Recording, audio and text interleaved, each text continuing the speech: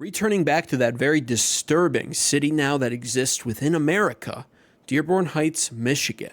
I originally broke that story here on YouTube. I was guaranteed likely the first place you saw that story breaking on when it came to the police uniform badges that they're debuting as optional for now for their police officers, where you can see Arabic language written on it to reflect the growing Muslim community emerging in that city. It is now, according to the demographics I've seen, 52% Muslim, so it's actually a Muslim majority, which would be a first here in America.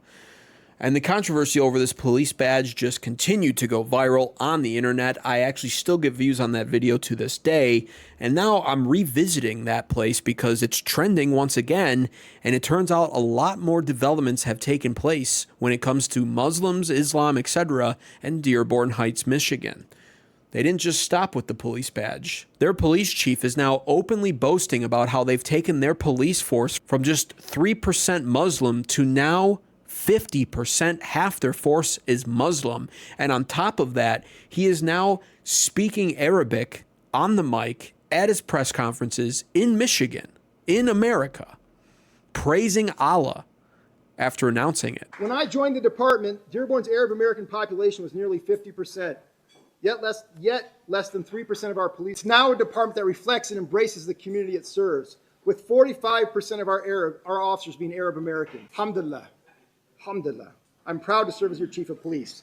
I don't know about you, but I just wouldn't feel all that American living in a city where my police chief is speaking Arabic on the mic, praising a God I don't believe in, a God who, by the way, has no part in the founding of America. He's certainly not the Christian God. And then on top of it, the police force is becoming 50% Muslim. The politicians are Muslim. The people are marching in the streets, throwing Muslim parades. And I'm going to show you way more that's happening there. I just wouldn't feel like it's an American city. What do you think, though? Let me know in the comments below how you feel about a police chief in America speaking Arabic and praising the Islamic God, Allah. But they've taken it another step further from beyond that as well. Beyond the police department, they are now naming their streets after their own Muslim heroes, some of whom have praised Hezbollah, like this one here. Take a look at this.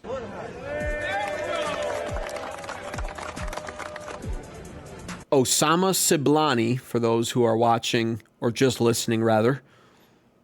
Honorary street named after Osama Siblani. You're now driving down Osama Siblani Way. Isn't that nice? But okay. Let's say you can, for some reason, ignore the fact that your politicians are now mostly Muslim. You can ignore the fact that your police force is 50% Muslim. Your police chief is praising Allah at the podium, giving credit to his Islamic God. You can ignore driving down Osama Siblani Way. You could ignore the fact that your street names are all changing to Muslim figures and heroes instead of just good old-fashioned American last names like you'd typically expect to drive down in America. Could you ignore this? These are now the most recent reports coming in from September 27th, where apparently in Dearborn, Michigan, the call to Muslim prayer is being blared on megaphone loudspeakers multiple times a day. I think it's 5 times a day, with the earliest one starting at 6 a.m., the crack of dawn. Very, very loud, disrupting neighborhoods without any care at all.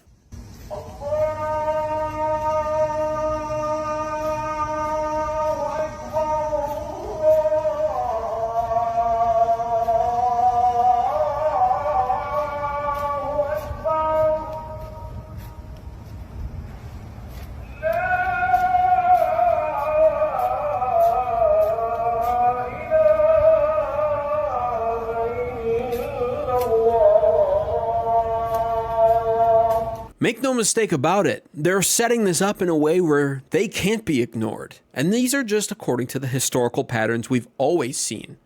They come in and they're very friendly. But over time, they're basically almost ordered to spread their religion across the world. And that's exactly what they do. It's in their doctrine to do so. In fact, we can even see the level of hostility being dished out to an average everyday American Michigan resident right here when speaking with a Muslim mayor in Michigan about all of this, about how he doesn't like that his street names are being changed to honor Muslim heroes who praise Hezbollah and who praise acts that we as Americans find detestable. And the Muslim mayor becomes incredibly offended to the point of where he essentially tells the American he's not welcomed here. You got to see this to believe it. This is happening in our government buildings, paid for by American tax dollars, and happening now to Americans. Stayed for several weeks in Palestine, and I feel like, but despite that, I feel like having that sign up there, it's almost like having, naming a street Hezbollah Street or Hamas Street. I mean, Hezbollah, bombed the embassy in Beirut, and including many Americans. So I just feel that's quite inappropriate. And as a Christian, I would like to encourage peace. I'm not just being like, pro-Israel in this and, fight back and that sort of thing, but I would like to encourage peace and not violence. Actually, I'd like to quote from the words of someone who had the same enemy. It was Jewish people who killed Jesus. He was Jewish, but his fellow Jewish people killed him. And he said, the one who lives by the sword will die by the sword.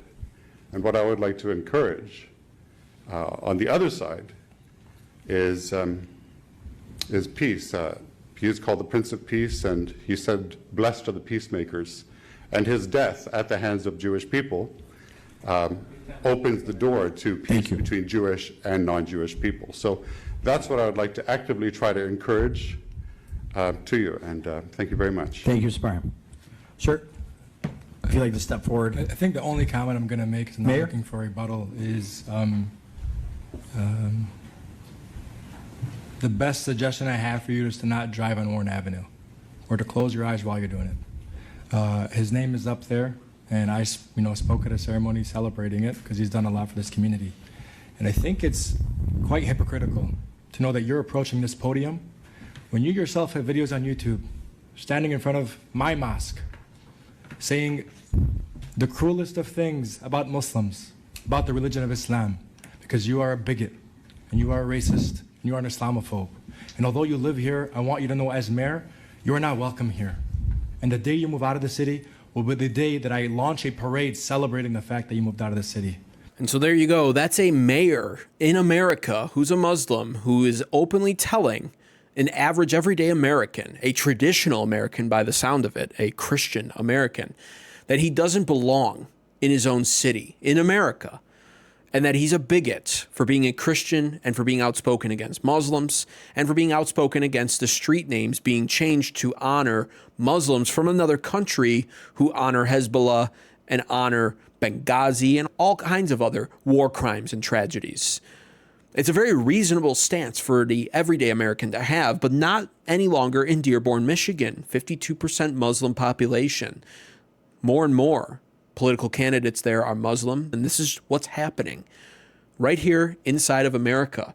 According to this mayor, he will throw a parade the day that he learns that this white American citizen leaves his majority Muslim city now. That's the state of things in Dearborn Heights, Michigan, and that's why I'm bringing up this story once again to report on it. You see, it didn't stop with a optional Arabic police badge.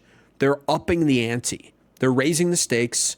They're increasing the intensity inside that city now. That mayor would later go on to create this kind of an ad now where he has published a Muslim magazine written exclusively in Arabic for new incoming Muslim citizens in his town, showcasing different hotspots of the city, where to go to eat, etc. It's only in Arabic, not in English whatsoever. Not sure what's happening in Dearborn? Dearborn now has its own magazine. We're mailing the magazine to every household across Dearborn. You can read in English or notice the Arabic subtitles on this video. Even has a tear-out of all the events happening this season. And given the limited number of coffee shops, we decided to make it easy for you to find one. Check your mailboxes, as it should be dropping any day.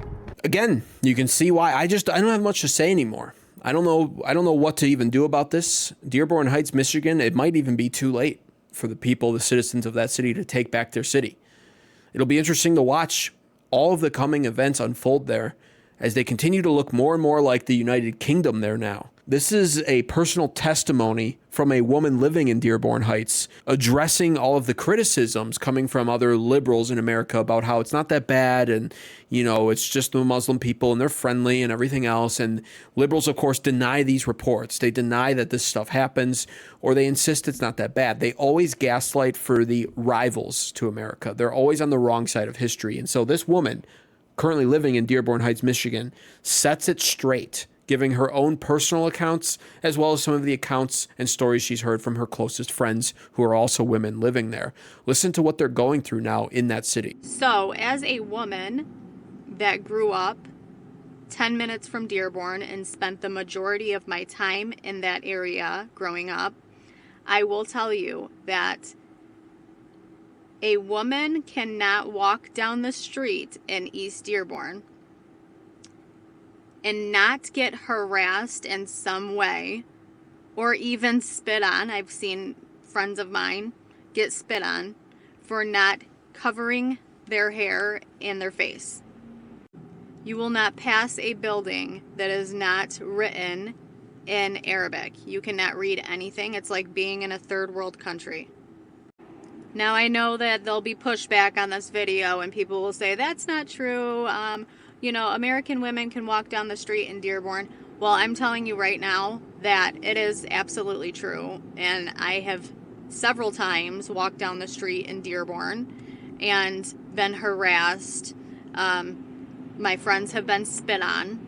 And it happens every day down there. And another thing, I remember growing up, you know, after 9/11, driving down the street, actually on Warren Avenue in Dearborn, and everyone, all of these Muslims, lined up on the street, cheering and screaming, beeping their horns. They were celebrating it, and that is exactly what they were doing. So yes, what you're hearing about Dearborn is absolutely true. Yes, it is.